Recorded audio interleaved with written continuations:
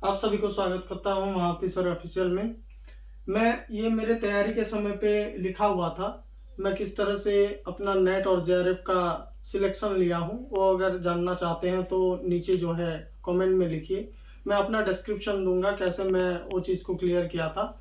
ये इरेज करने से पहले आप सभी को बता देना चाहता हूँ कि एक्चुअली में बोर्ड को किस तरह से डिज़ाइन किया जाए और किस तरह से लिखा जाए, जैसे कि हम बहुत ज़्यादा चीज़ें कम समय में रिवाइज कर पाए। हर समय हमारे आंखों के सामने इस तरह का बोर्ड रहेगा और इस तरह का हर एक चीज़ को लिखा रहेगा तो हमको बहुत ही आसान होगा।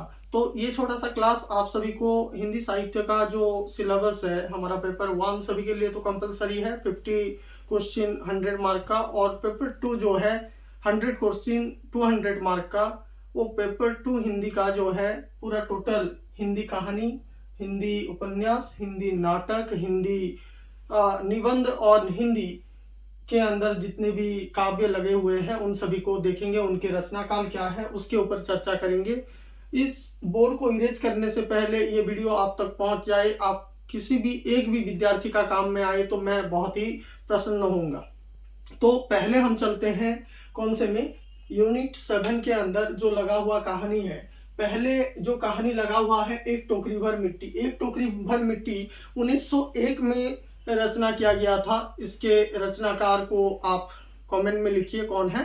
एक टोकरी भर मिट्टी, इसके अंदर है एक गरीब बुढ़िया जो कि अपने ज़मीन के लिए जो है संघर्ष करती है, उसका कहानी है। इसको पढ़ने में बहुत ही इंटरेस्टिंग लगता है और इसके अंदर से बहुत ही वस्तुनिष्ठ क्वेश्चन आता है और बहुत ही क्रिटिकल एनालिसिस करने के लिए आप अगर कहेंगे तो मैं कर दूंगा। उसके बाद आता है चंद्रदेव से मेरी बातें। चंद्रदेव से मेरी बातें 1904 में लिखा हुआ था। और चंद्रदेव से मेरी बातें, कवि जो है चंद्रदेव से किस तरह से बातें करते हैं और अपने मन की भाव को प्रकाशित करते हैं, वो जो है अच्छी तरीके से वहां पे डिस्कस किया गया है वहां पे। उसके बाद आता है दुल्हाई वाली। दुल्हाई वाली कहानी को 1907 में लिखा गया था। 1907 में जो हमारे बंग महिला जो राइटर हैं वो उसको लिखते हैं।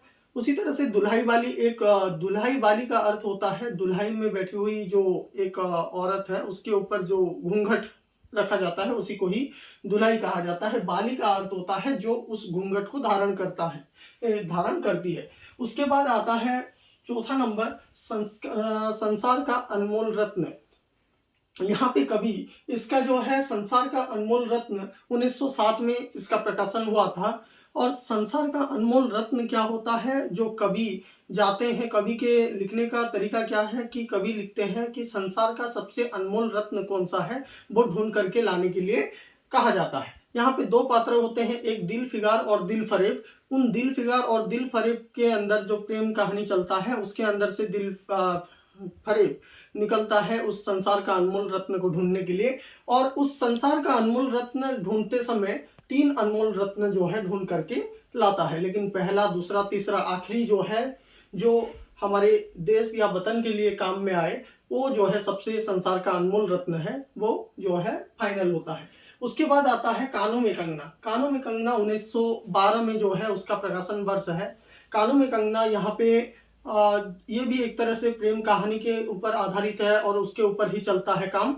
तो इसके अंदर क्या होता है, 1912 में जब राधिका रमन प्रसाद सिंह लिखते हैं, आप थोड़ा देख लेना उस चीज को क्या है। तो इसके अंदर जो प्रेमी है एक किन्नरी के प्रेम में आकर के टोटल अपना जो जमीन जायदाद है वो सब बेच देता है।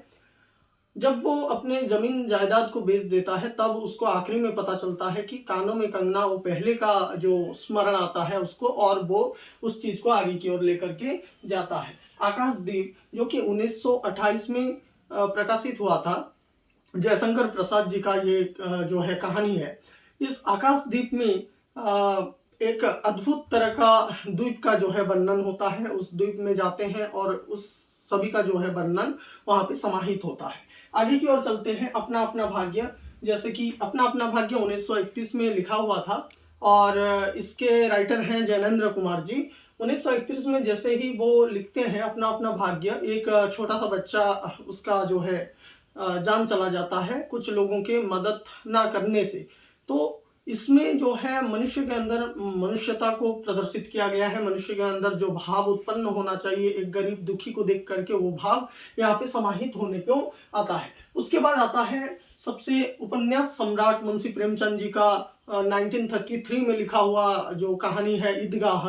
यहाँ पे मोहसिन, नूरे, सम्मी, इस तरह के छोटे छोटे बाल कलाकार को लेकर के बाल साहित्य के रूप में आता है। तो इसको पढ़ने के लिए हमको बहुत ही आनंद आता है। ये सिलेबस को आप अगर जितना ही अच्छी तरीके से समझ जाओ एक बार में, तो उतने अच्छे तरीके से आप जो है उस एग्जाम की तैयारी कर सकते हैं। तो ईदगाह कहानी, ईद जो है हमारा मुसलमानों का त्योहार है। उस समय एक छोटे बच्चे के अंदर जो मानसिकता उत्पन्न होता है, जो छोटे बच्चे के अंदर जो भाव उत्पन्न होना चाहिए, वो भाव को मुंशी प्रेमचंद जी जिस तरह से व्यक्त किए हैं, उस व्यक्तित्व का व्यक्त करने का भाव हमारे सामने प्रस्तुत होता है। उसको आप एक बार पढ़ करके एग्जाम में जाइएगा। तो गैंग्रीन कहानी हमारा जो है प्रकाशन वर्ष है 1934। इस कहानी को लिखने के पीछे जो हमारे स्त्री समाज है, स्त्री समाज एक घड़ी के सुई को देख करके जो कार्य करते हैं, उस कार्य को अज्ञे जी अच्छी तरीके से जो है व्यक्त करते हैं। और उसके सहारे हमारे मतलब नारी समाज को ये बताते हैं कि जो घिसा पिटा जिंदगी है, उस जिंदगी से कैसे हम आगे की ओर जाएं और अपने जीवन में कुछ नयापन कैसे लाएं। उस चीज को, जैसे एक गैंग्रीन रोग है, उस रोग के ऊपर जो है बात करते हुए धीरे धीरे वो रोग क्या करता है, हमारे पूरे शरीर को क्षय करता है। उसी तरीके से यहाँ पे जो अज्ञे जी उनके साथी से मिलने जाते हैं, उस समय वो देखते हैं कि उनके रोजमर्रा की जिंदगी में वो गैंग्रीन रोग जिस तरह से क्षय करता है हमारे शरीर को, उसी तरह से वो भी उसी तरह से हमारे शरीर को क्षय करते जा रहा है। तो उसके बाद अगला कहानी है हमारा राही कहानी। इस राही कहानी के अंतर्गत इसको प्रकाशन वर्ष है 1947। इस समय जो दौर चल रहा था वो चल रहा था हमारी स्वतंत्रता सेनानियों का, और हमारे भारत वर्ष को आज़ाद करने के पीछे बहुत सारे ऐसे स्वतंत्रता सेनानी वहाँ पे गए थे, और उन सभी के अंदर वो मारक क्षमता, जैसे कि हमारे अंग्रेज को देश से बाहर निकालना, वहाँ पे ये कहानी जो है आता है। और इस कहानी के अंदर जो है राही और अनीता, ये दोनों जो है एक ही कहाँ पे जाते हैं कि कारावास भोगने के लिए जाते हैं। राही को जो है जेल हुआ था एक कुछ मुट्ठी जो है अनाज की चोरी की वजह से, और वहाँ पे अनीता जो है हाई क्लास सोसाइटी से बिलोंग करती है और एक राजनेता है। उस राजनेता जो है यहाँ पे राही कहानी के अंतर्गत आए हुए हैं।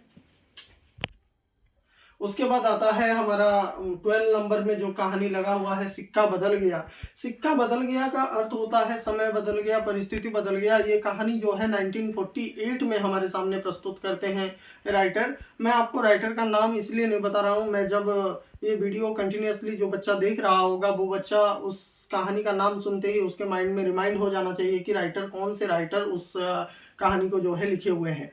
सिक्का बदल गया जबकि 1948 में लिखा हुआ था। उस समय की परिस्थिति आपको जैसे पहले कहानी में बताया कि उस सामाजिक परिस्थिति को ही याद रखना है कि किस तरह का सामाजिक परिस्थिति वहाँ पे व्यक्त हो रहा है।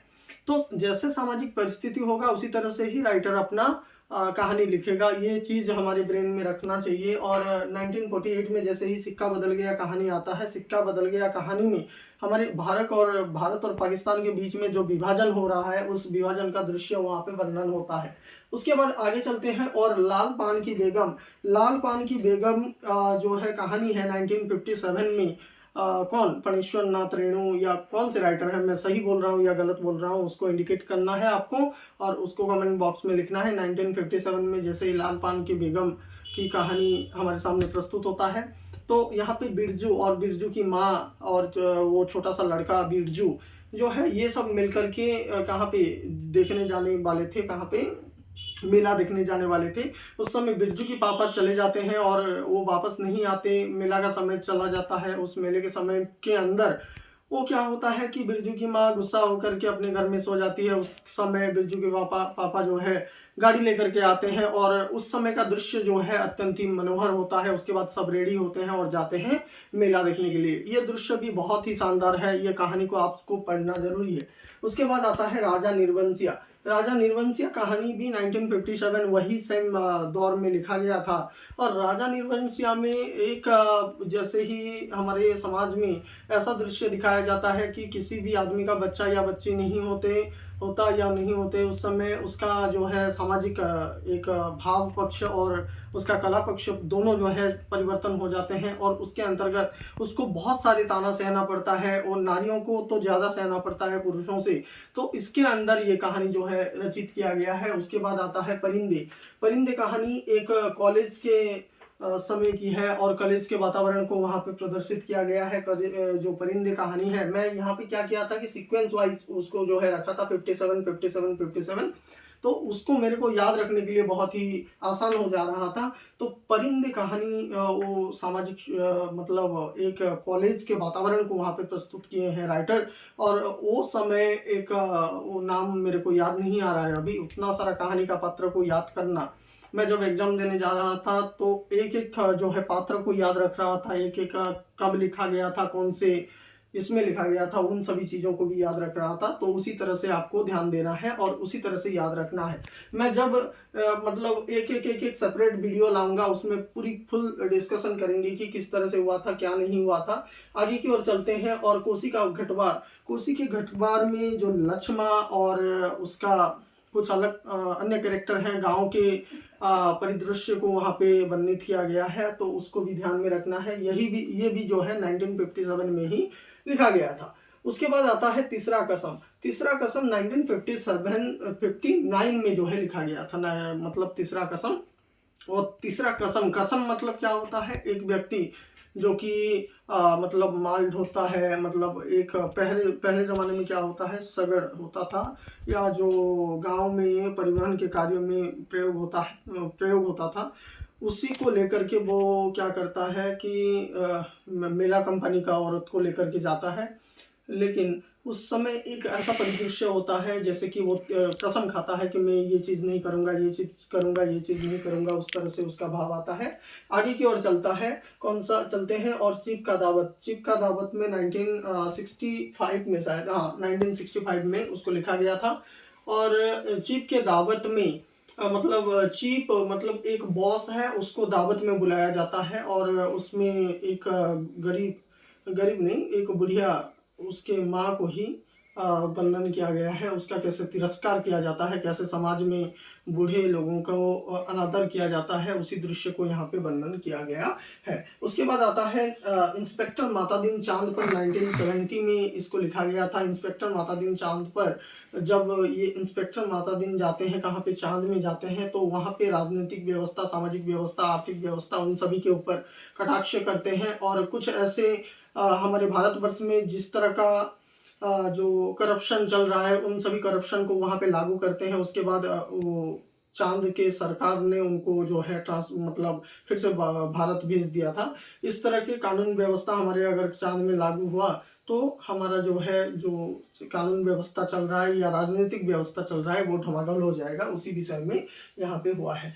उसके बाद आता है अमृतसर आ गया। अमृतसर आ गया के अंदर एक रेलगाड़ी का चित्र को प्रदर्शित किया गया है, और उस रेलगाड़ी के अंदर जिस तरह से मतलब भाव उत्पन्न होते हैं, पंजाबी होते हैं, वहाँ पे सभी लोग होते हैं। उन रेलगाड़ी के अंदर अमृतसर जैसे ही आ जाता है तो एक लड़का जो है एक बड़ा सा रॉड पकड़ करके उसको दौड़ाता है। एक बहुत ही अनोखा कहानी हमारे सामने प्रस्तुत होता है। उसके बाद आता है पिता। पिता कहानी के अंतर्गत जो बच्चे पिता को उसी नज़र से नहीं देखते, 1965 में ये कहानी जो है लिखा गया था। इस कहानी के अंतर्गत जो पिता का वृद्ध पिताओं को जो मतलब उनको सम्मान प्रदान नहीं किया जाता, उन सम्मान प्रदान करने के लिए ये कहानी जो है कहानीकार लिखते हैं। और इस तरह से हमारे कहानी पाठ खत्म होता है। मैं अपने जर्नी में किस तरह से अपना वो नोट्स बना रहा था, ये तो सिर्फ मेरा मतलब जैसे ही मैं आता जाता रहूँगा मेरे नज़र इस बोर्ड के ऊपर रहेगा और मेरे को सब चीज़ याद आता रहेगा। उसी तरह से जैसे ही 21 कहानी को याद करना और इतने छोटे से कम समय में आपके सामने प्रस्तुत करना, उतना सारी चीज़ों को एक साथ व्यक्त करना तो नामुमकिन नहीं है, मुमकिन नहीं है, मुमकिन नहीं है। तो मैं इस चीज़ को शॉर्टली आपके सामने लाया हूँ। अगली बार मैं उपन्यास को लाऊंगा, उसके बाद नाटक को लाऊंगा, उस तरह से हमारे निबंध को लाऊंगा, उस तरह से आत्मकथाओं को लाऊंगा। छोटे छोटे पार्ट्स करके इसको मैं अपलोड करूंगा। तो मैं अपना जर्नी कैसे मतलब बहुत ही स्ट्रगल वाला जर्नी रहा है, उन सभी को आपके सामने प्रस्तुत कर रहा हूँ, जिससे कि हमारे भारतवर्ष का एक से एक बच्चा भी जाकर के नेट या जेआरएफ क्वालिफाई करे। और थैंक यू सो मच इस वीडियो को देखने के लिए। लाइक शेयर एंड सब्सक्राइब करना ना भूलें। Thank you so much.